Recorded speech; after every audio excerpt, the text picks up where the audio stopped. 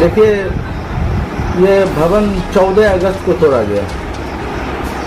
14 अगस्त से अभी की दूरी बहुत ज़्यादा दिन हो गए, लेकिन पदाधिकारी डरते हैं विधायक से, क्योंकि ये भवन जो तोड़ा गया वहाँ के एक आम नागरिक कह सकते हैं, वो विधायक के जो हैं खास लोग हैं, वो तोड़े हैं।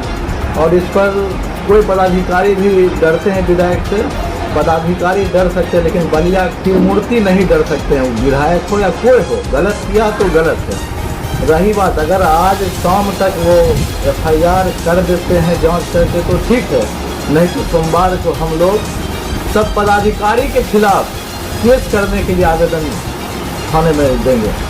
बेगूसराय के लखमीनिया में 66 वर्ष पुराने सरकारी भवन को कुछ लोगों के द्वारा दिन दहाड़े बुलडोजर से ध्वस्त कर दिया गया। स्थानीय लोगों ने बताया कि यह सरकारी भवन एक पुस्तकालय का था, जिसे हिंद पुस्तकालय के नाम से जाना जाता था। इस संबंध में जब SDO से दूरभाष पर बात कर जानकारी ली गई तो बलिया SDO का जो जवाब आया उसे सुनकर कोई भी आदमी हतप्रभ रह जाएगा। सुनिए बलिया अनुमंडल पदाधिकारी ने क्या कुछ कहा है और आप भी अवलोकन करिए कि क्या ये जायज कथन है। मतलब ये जानकारी चाहिए थी कि उस पुस्तकालय को किसी के आदेश पर तोड़ा गया। नहीं भाई, मैं ये पूछिए वहाँ के CO से पूछिए आप, ठीक है। CO साहब से बात करेंगे ना? CO से बात करेंगे, लेकिन ये है कि वहाँ पे मुझे जो पता चला है जी, ठीक है, विधायक मत से फिर वहाँ पे क्योंकि वो क्षतिग्रस्त था, पुस्तकालय बनने की बात हुई है, ठीक नहीं है। सर, तो कम से कम इन्फॉर्मेशन तो आपको होना चाहिए था ना सर।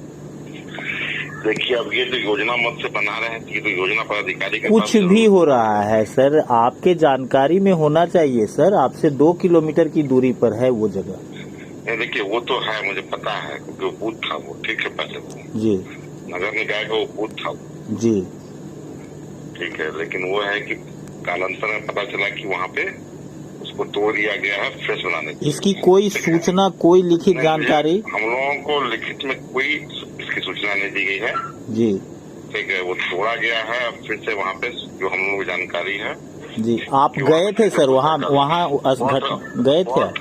हम लोग देखे नहीं, बाद में जब हम लोग बूथ वेरिफिकेशन कर रहे थे जी, देखे कि वो टूटा हुआ है जी, ठीक है। फिर उस पर कोई बात नहीं की गई? नहीं, फिर हम लोग कोई उस पे, हम लोग तो इलेक्शन मोड में थे पूरा उस समय, ठीक है। ठीक है sir, okay sir, thank you जानकारी। अनुमंडलाधिकारी के द्वारा कहे गए शब्द गैर जिम्मेदाराना एवं कर्तव्यहीनता की पराकाष्ठा है, क्योंकि SDO कार्यालय से महज 2 किलोमीटर की दूरी पर बगैर किसी NOC या अधिकारी की अनुमति बगैर सरकारी भवन को ध्वस्त कर दिया गया और विषय की जानकारी SDO बलिया को पता भी नहीं है। स्थानीय लोगों से जब इस मामले पर जानकारी ली गई तो लोगों ने बताया कि भवन को तोड़कर नया भवन विधायक राजद विधायक सत्तानंद संबुद्ध उर्फ ललन यादव के तरफ से मिलना तय हुआ है, जिसकी कोई लिखित सूचना न तो अनुमंडल को दिया गया है और न ही जिले को सूचित किया गया और न ही नए भवन को लेकर कोई कार्य योजना ही दिखाई गई। हालांकि इस संबंध में बताया गया कि समाज के कुछ लोगों ने बैठक करके यह निर्णय पारित किया था, जो लिखित तौर पर है कि इस भवन को ढहाया जाए। लेकिन सवाल ये भी उठता है कि अंकित जितने भी लोगों के हस्ताक्षर आपको स्क्रीन पर दिखाई पड़ रहे होंगे वो महज कुछ लोग हैं, जबकि उस पुस्तकालय पर निर्भर वहाँ की हजारों की तादाद में आम जन थे।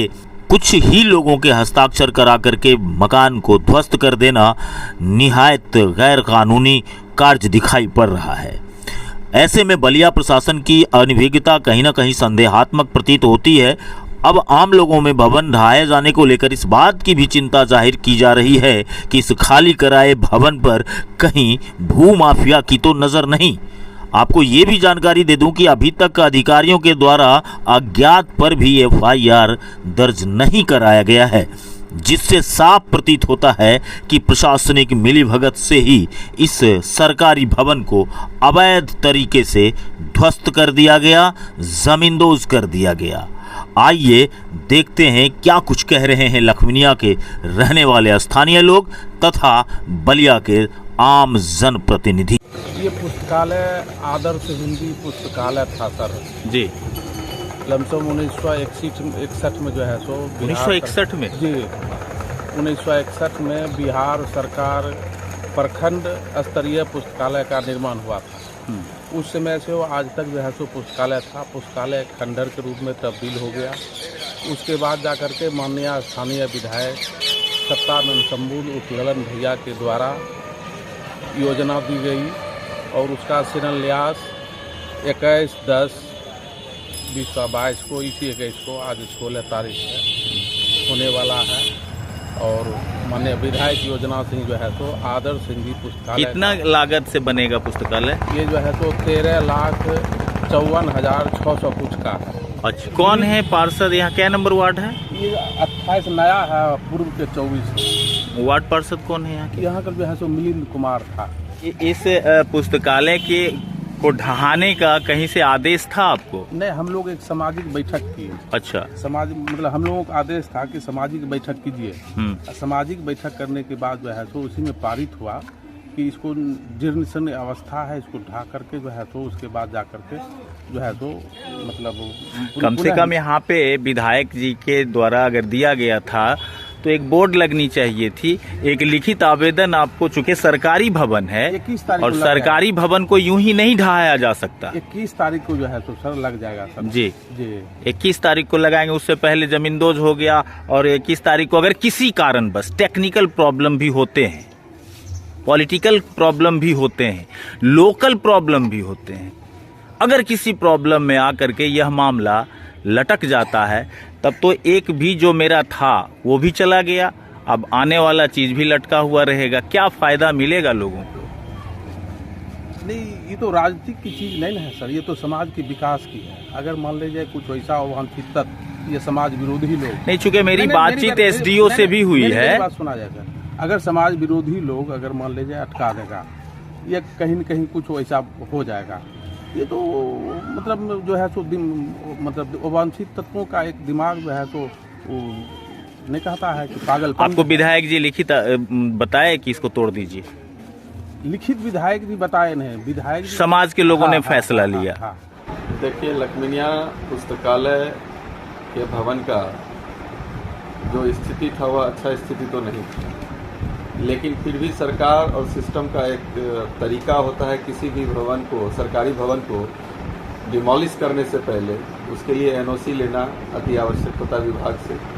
उसके बाद ही आप को ये देखना होगा कि उसके एवज में क्या कोई भवन निर्माण के लिए या किसी विभाग से फंडिंग की व्यवस्था या उद्घाटन की व्यवस्था या कर चुके हैं, विधायक के फंड से हो या जिलाधिकारी के या किसी पदाधिकारी के फंड से हो, तो उसको आप पहले उसका जो है शिलान्यास कर लीजिए।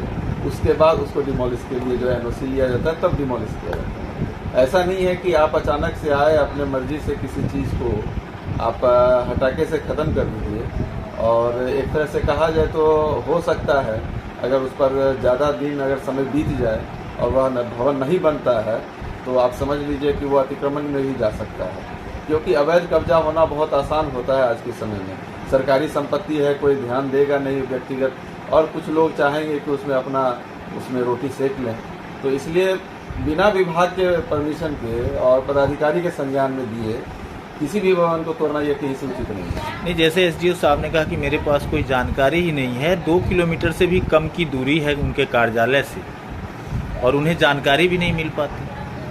सर, ये बात ठीक है, आपको जानकारी नहीं मिला, लेकिन अब तो जानकारी मिल गई।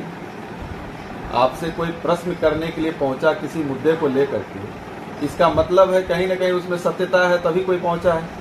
और जब पहुंचा तो आप उसका जांच तो कीजिए। आप जांच करने से क्यों परहेज कर रहे हैं? सच्चाई क्या है, किसके परमिशन से वह भवन का डिमोलिश किया गया, किसके आदेश से वह तोड़ा गया, क्या एनओसी विभाग को दिया गया था और किसने इसमें जो है संलिप्तता किसकी है, ये जानकारी तो होना चाहिए ना। Bureau report, BT news Bihar.